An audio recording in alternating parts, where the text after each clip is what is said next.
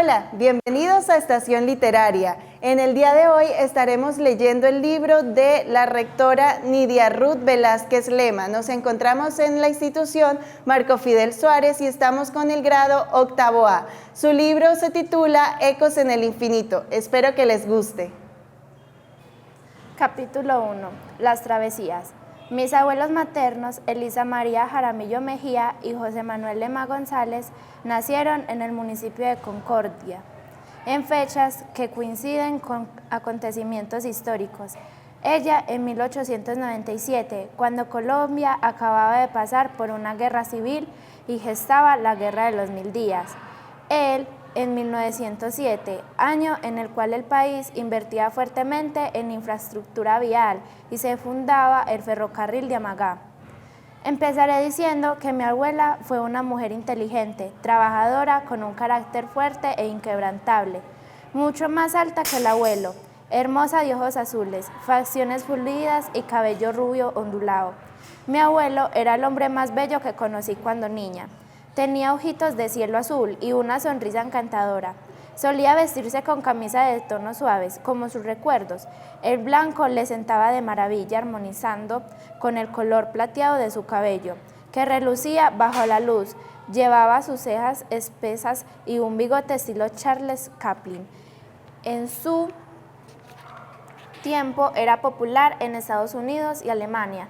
Sus mejillas estaban siempre sonrosadas, llenitas de arrugas que endulzaban su mirada. Se ponía sombrero campesino de paja en ocasiones especiales, sobre todo cuando nos llevaba a la finca, los cantares o a media luna. Usaba pantalón ancho de pliegues y botas tubo, cuando con doblez de la parte inferior, zapatos negros de cuero, carriel y ruana. Tenía unas ojeras inmensas que iban creciendo con los años, mientras la nariz se hacía cada vez más ancha y chata, como que riendo alcanzaban a las ojeras. Las visitas de su hija Alicia Lema, hermana Domica, de la presentación, con su hábito blanco de pureza, eran una fiesta. El abuelo se ponía tan feliz que cuando nos llevaba a la finca, y para nosotros esto era motivo de inmensa felicidad. Nosotros éramos un grupo de niños monecos y pecosos, sentados en la puerta de la casa con costales, bolsos y bolsitos, mirando al lado para ver por dónde aparecía el carpátil, que nos transportaría hasta la finca. Teníamos las caritas rosadas, gorras ajadas y zapatos desgastados. Mi madre decía que teníamos que ponernos los zapatos malitos. Todos están malitos, pero los más malitos, gritaba ella ofuscada. La emoción más grande era subirnos a acomodarnos y en el carpátil echar a andar. Íbamos tan amontonados que creíamos que no cabríamos en el interior, pero los estrujones del carro por la carretera destapada nos acomodaban poco a poco y las sacudidas solo nos causaban risas entre nosotros y alegría. Silvia Luz, la hermana más aficionada por la música, llevaba una radio transistor, Sayo con pilas y nuevas, y al son de la emisora de turno cantábamos las canciones que sonaran entre ellas, y salía agua y nuestro idilio se volvió. Fue así como empezaron papá y mamá.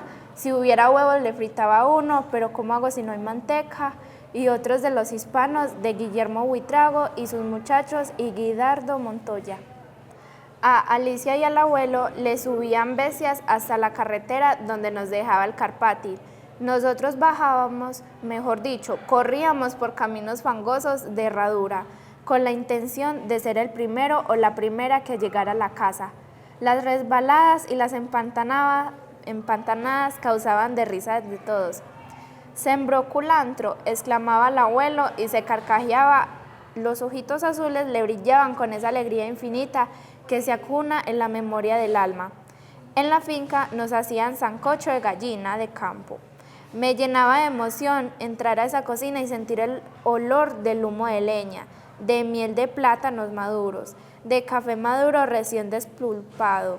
Los grandes contábamos historias mientras que los pequeños jugábamos por los corredores, subíamos a los árboles y a los hilos a cubrirnos el cuerpo con café seco. Nos dejaban coger mangos maduros, naranjas y bañarnos en un tanque inmenso en el que almacenaban el agua para lavar café. En alguno de tantos encuentros, el abuelo nos contó la historia de su infancia, lo que me dio a entender que fue un hombre guapo, inteligente y berraco. Estudió hasta primero de escuela, grado en el cual aprendió lo suficiente para defenderse en la vida. Cálculo matemático, caligrafía, ortografía, historia patria e historia sagrada. Emprendió también a trabajar con un tesón y honestidad. Comprendió que la educación es el pilar fundamental para la vida, por lo que incluyó a sus hijas y a Rafael, su hijo, el estadio con disciplina para que en el futuro pudiera valerse por sí mismo y depender de nadie. En alguno de tantos encuentros, el abuelo nos contó la historia de su infancia, lo que me dio a entender que fue un hombre guapo, inteligente y berraco. Estudió hasta primero de escuela, grado en el cual aprendió lo suficiente para defenderse en la vida. Cálculo matemático, caligrafía, ortografía, historia, patria e historia sagrada. Aprendió también a trabajar con tesón y honestidad. Comprendió que la educación es un pilar fundamental para la vida, por lo que inculcó a sus hijas y a Rafael, su hijo. Él estudió con disciplina para que en el futuro pudiera valerse por sí mismo, no depender de nadie. Nos contó que le tocó la época de la violencia desatada en Colombia a raíz del asesinato del caudillo liberal Jorge Eliezer Gaitán, el 9 de abril de 1948. Apelando a su memoria, nos relató que todo se volvió un caos. Las multitudes furiosas arremetieron contra las instituciones en afán de venganza y desquite. Saquearon tiendas, iglesias, tranvías y edificios. Quemaban todo lo que encontraban a su paso. A los liberales les llamaban los chusmeros o cachiporros y a los conservadores godos o chulavitas. El abuelo contaba que en todos los días aparecían muertos en las calles y en los parques. Salía uno a misa de 5 de la mañana y encontraba el parque lleno de cadáveres. Cada día eran 3, 4 o 5 tirados en el parque o en las calles. Entonces se decretó el toque de queda. Esta época, que se extendió hasta 1966, dejó alrededor de 190.000 muertos y millones de personas desplazadas.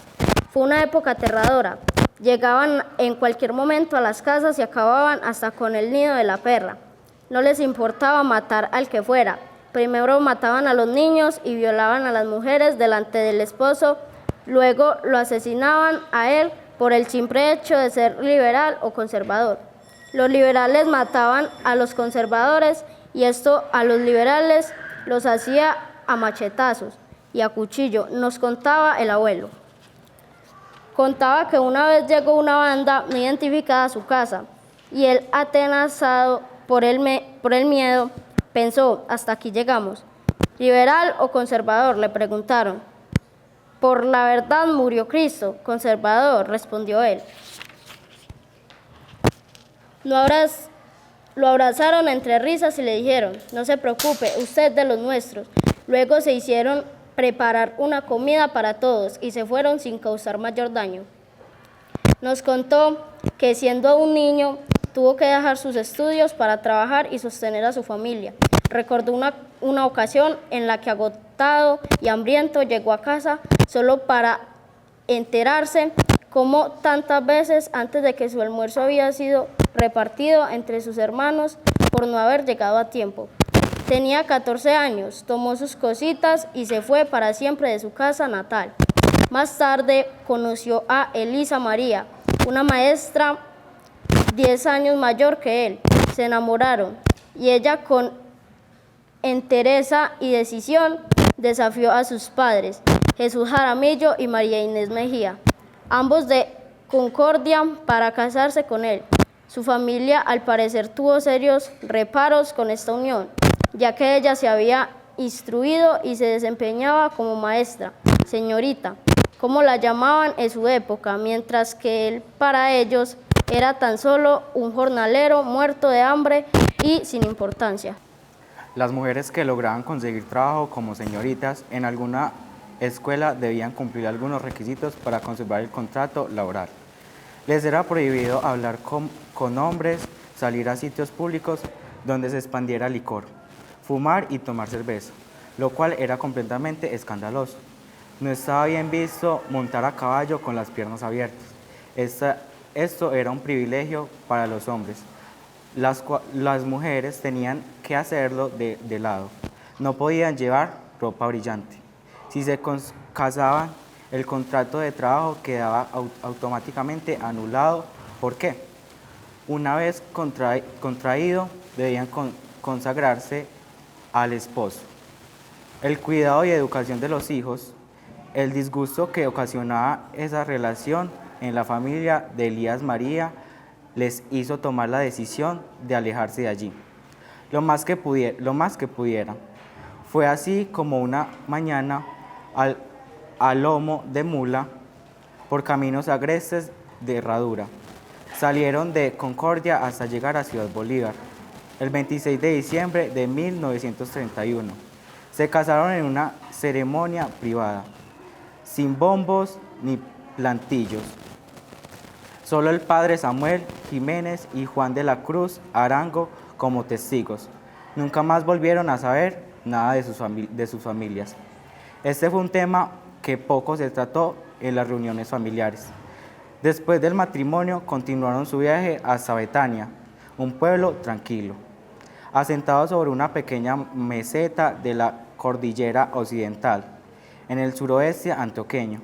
El viaje lo hicieron por tragadales de tierras amarillas, que amenazaban con tragarse a las mulas, con jinetes incluidos. Fue una travesía tortuosa, pero llegaron a donde se instalarían por formar una familia.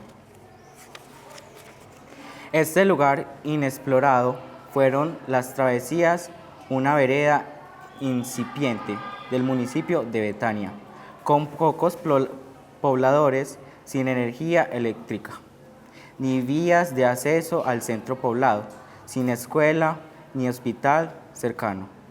Por la familia, como Betania estaba próxima a nacer. Para ellos no existía más mundo, ni más familia, ni más historia que la desde allí construyeron. Con el dinero que trajo la abuela Elisa María, compraron un lote y el abuelo construyó una enorme casa para llenarla de hijos. A los lados sembró guanábana, mango, papaya, mandarina y aguacate. Lo construyó en forma de L, con amplios corredores y puertas gigantescas, que él mismo hacía. Chambranas de macana y postes de madera inmunizada. Y en el centro, un patio grande tapizado de agradable hierba fresca. Procuró hacerle de tal forma que en la mañana el sol irradiara los amplios corredores ubicados al frente de la casa y en la tarde pegara en los árboles que sembró en la parte de atrás, para ayudar con su sombra a darle a su nuevo hogar un ambiente de armonía y frescura. Los corredores cercaban toda la casa generosa y agradablemente.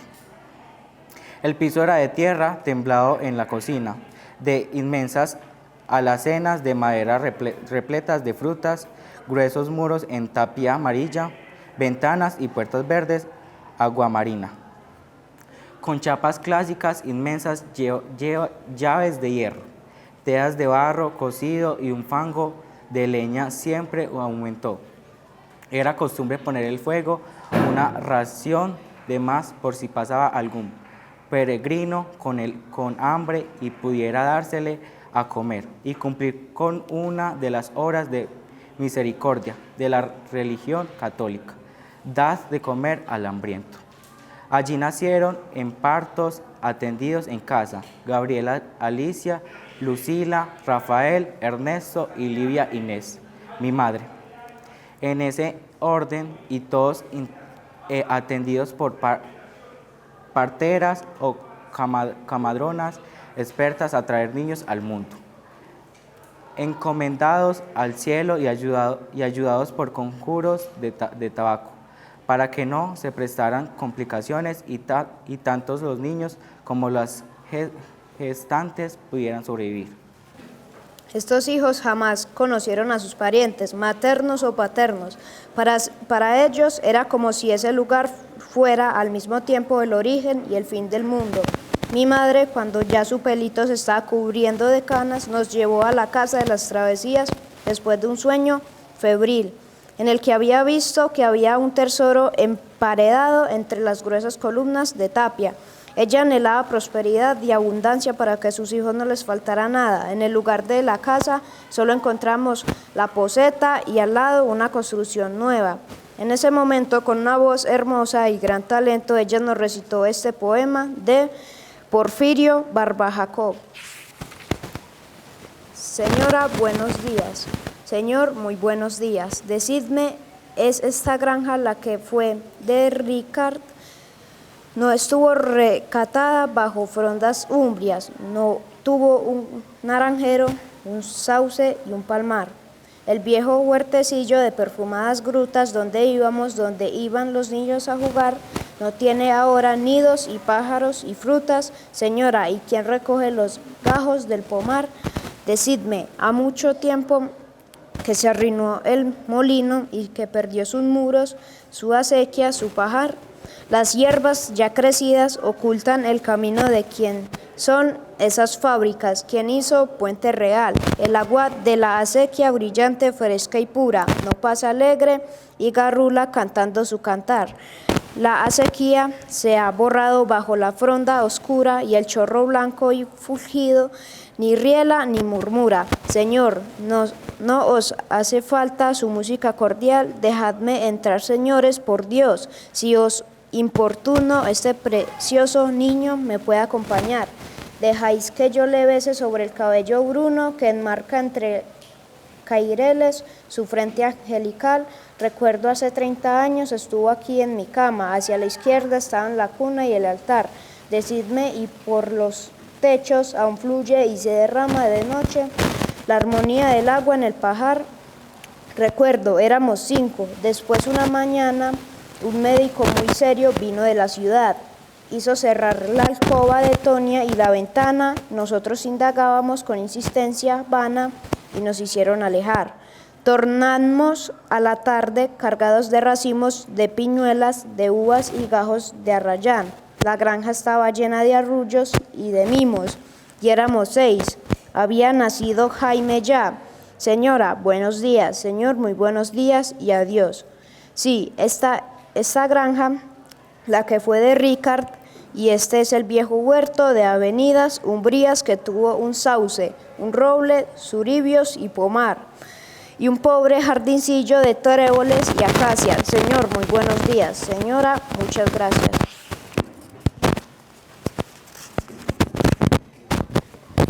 Parábola del retorno. Porfirio Barba Jacob. Ernesto tenía apenas 8 meses de nacido y la abuela, una mujer muy católica, se lo entregó a la Santísima Trinidad, diciéndole: Santísima Trinidad, si este hijo mío en el futuro va a ser un descrédito para la familia, un asesino vicioso o un mal ser humano, llévatelo, te lo entrego, llévatelo, pequeño. Luego de esta súplica, dicen que efectivamente el niño enfermo, y todos dieron por cierto que fue la Santísima Trinidad quien se lo llevó para el cielo. Mi madre nació un Viernes Santo, exactamente el 11 de abril de 1941, a las 9 de la mañana. En ese momento el mundo estaba inmerso en la Segunda Guerra Mundial, de la cual se tenían pocas noticias, pues en la radio, que era el medio de comunicación más novedoso, no se lograban sintonizar emisoras en todos los territorios. Las noticias llegaban cada tanto en pedazos de periódico en los que envolvían la carne, la panela y el maíz, el mercado que el abuelo llevaba a la casa los domingos. Elisa María, mi abuela, leía esas noticias ensangrentadas en esos periódicos viejos con gran desaliento en el alma. En el transcurso de mi vida, mi abuelo se hizo constructor de casas de tapia, carpintero, hacedor de ataúdes, comerciante y caficultor. Con estos oficios más la dote de la abuela, logró comprar propiedades y fincas en Betania e Hispania para tener una vida digna para él y su familia. Nunca se tomó un trago de licor, ni fumó cigarrillo o tabaco. Su vida era rutinaria, muy tranquila. Se levantaba cada día a las 5 de la mañana para escuchar misa, riguroso con los horarios. Sus comidas eran siempre a las 8, a las 12 y a las 5. A las 7 de la noche, sin falta, se retiraba a descansar, no sin antes rezar el rosario. En el municipio de Betania fue un líder reconocido, concejal del Partido Conservador, decía, conservador hasta en los ojos. Durante varios periodos y, en compañía de Manuel Felipe Ochoa, convirtió la acción comunal en una de las mejores de Colombia, dotándola de bulldozer y retroexcavadora, y dirigiendo él mismo las obras de construcción y manteniendo de carreteras veredales, así como las vías principales del municipio, escribió Oscar Velázquez. Mi hermano, en su blog personal, los oficios que desempeñó desde joven y quién sabe qué más alejaron al abuelo de la familia, el de los abuelos. Fue un matrimonio instante. Él se iba a trabajar, se perdía entre 10, 15 y hasta 20 días, en los cuales no se sabía nada de él. Recordemos que la lectura es muy importante para los jóvenes y para todos los estudiantes. Esto fue Estación Literaria.